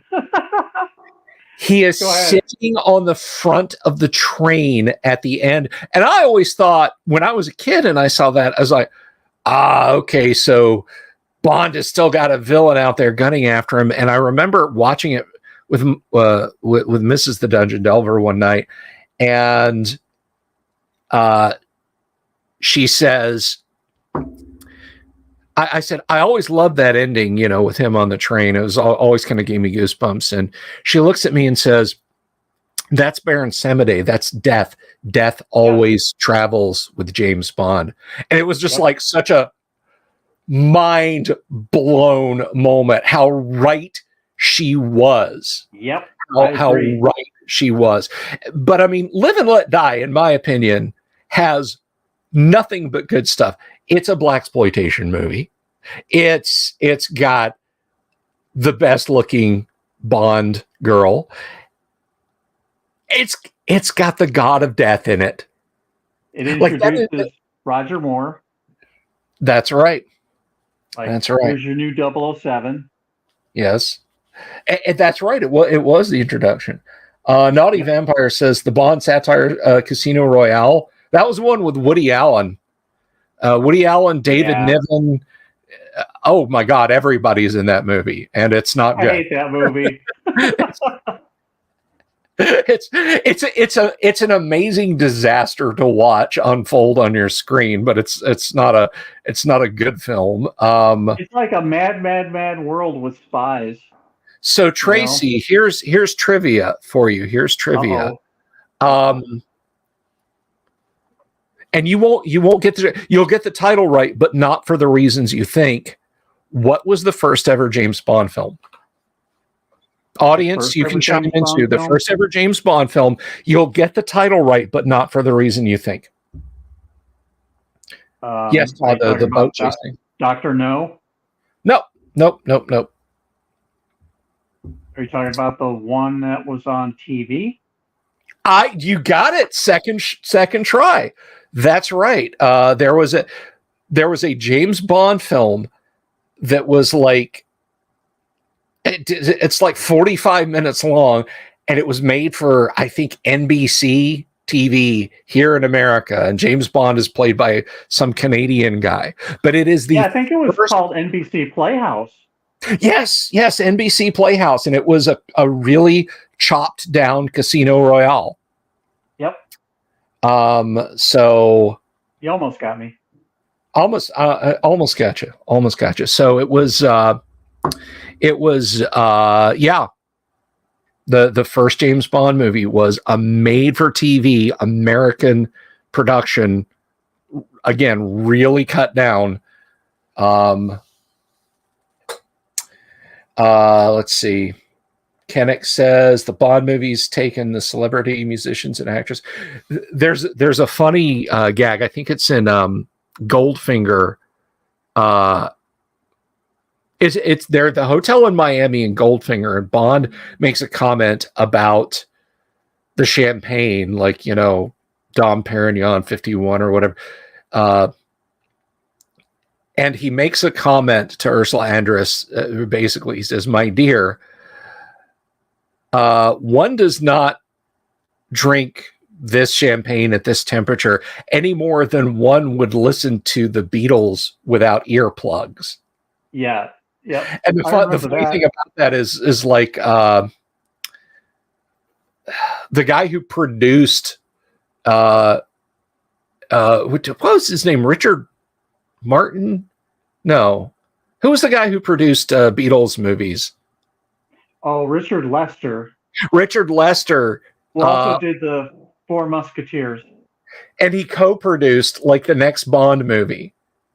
And then Live and Let Die, of course, featured Paul McCartney from the Beatles. What a coincidence. What a coinky dink. But holy cow, I got to get some dinner here soon. Oh my gosh, yeah, we have seriously run over. But there's something I want to show everybody, and if you've seen me fidgeting with this constantly, Tracy and everyone, I apologize, because Tracy and I, first of all, the guys at QuestCon were fantastic. Yeah. Wow. I say the guys. Let me tell you something. QuestCon, one dude. He had a staff. He had people working the event. All the organization, one guy. I thought Guac went pretty cool. I thought Guac was pretty awesome because I had like 10 or 15 of you guys on Discord playing. No. This guy had a multi-hundred. What would you think? 300 people there? I would think so. Yeah. And for first outing. To 200 to 400 people there easily. But Tracy and I, as participants, we both got these. I'm gonna switch over the challenge coins, and I'll tell you guys what these are all about. This actually kind of became a thing. I mean, they're commemorative coins. I think this is probably brass. It's enameled though, so it's hopefully it won't tarnish. But this is awesome. Thank you, Carlos, very much. But Thank you, Carlos.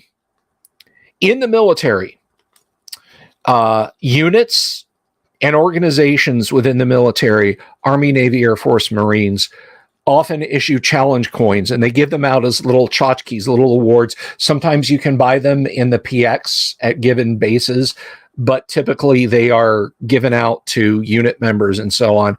And you go into a bar, you go into the officers club or whatever, and you take out your challenge coin, you hold it up, and you put it down on the bar.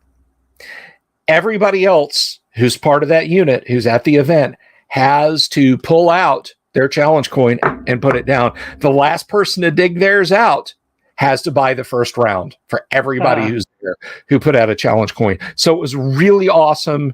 And thank you to Carlos at QuestCon.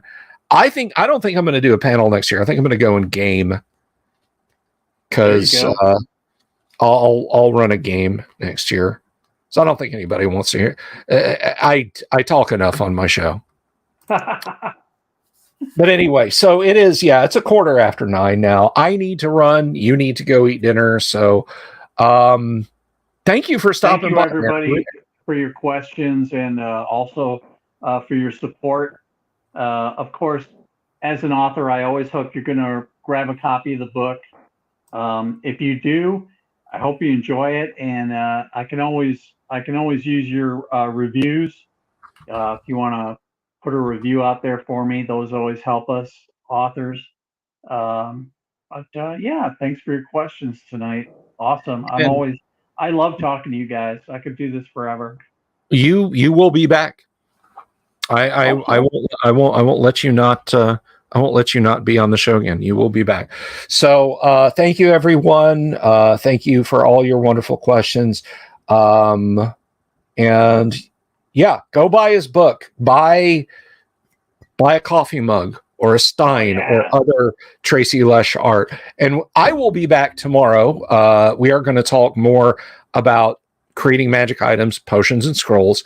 And then we're going to play some live stream first edition AD&D. So everybody have an absolutely wonderful night, and we'll catch you next time. Peace out.